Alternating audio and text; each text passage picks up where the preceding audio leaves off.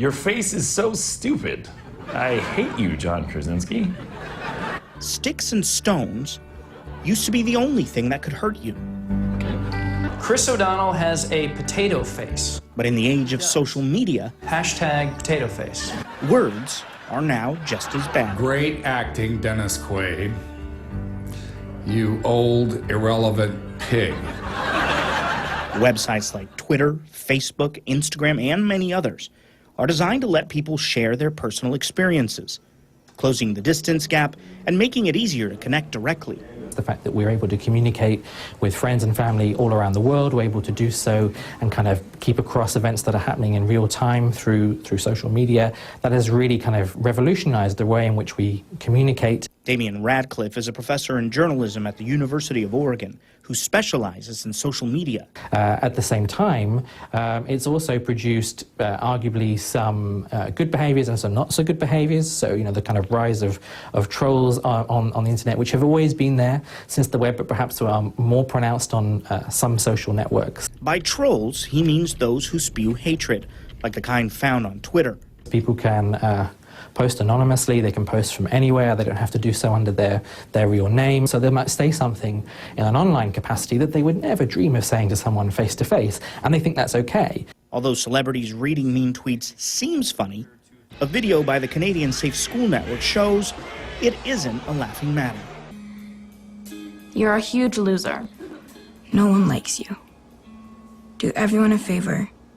Just kill yourself. While efforts have been made to curb online bullying of children, adults are not immune to these attacks either. A PR executive for a major media company made a very big mistake, tweeting, "Going to Africa, hope I don't get AIDS. Just kidding, I'm white." In 2013, Justine Sacco tweeted a tasteless and offensive joke.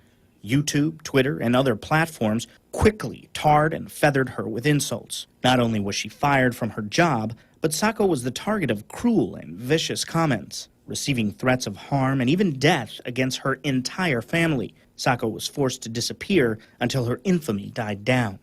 But experts say the responsibility also lies in the hands of users like Sacco. You have to not make these colossal mistakes, because if you do, then people will flock to kind of what's almost like it is kind of a mob mentality, and it can be very painful.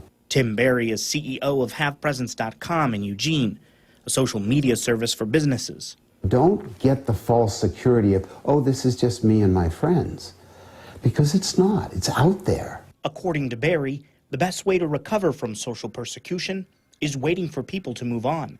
But he says it may take a while. Things will get better over time, but boy, if you say something really offensive or stupid, well, then the stupidity of it or the offensiveness of it is going to give it more life. Platforms like Google have right to be forgotten policies, which allow the removal of personally damaging material. Many platforms have tools for flagging or reporting offensive comments. CivilComments.com uses a three-step system to choose what gets posted: peer review, self-review, and analysis by algorithm. And while websites attempt to protect users from themselves and each other, the next step may simply be to allow the community to manage themselves. One of the things that we need to all do is educate ourselves and one another about the fact that actually you have the same responsibilities as a digital citizen as you do as a real-world citizen. Well, Radcliffe says many sites now are just turning off their comment section to avoid any unwanted communication, although he says removing forums from these sites would take away what these sites are actually made of. And although there is some unwanted negativity, it seems to be part of the nature of the beast, whether we like it or not. In Eugene, Oscar Maciel, KEZI 9 News.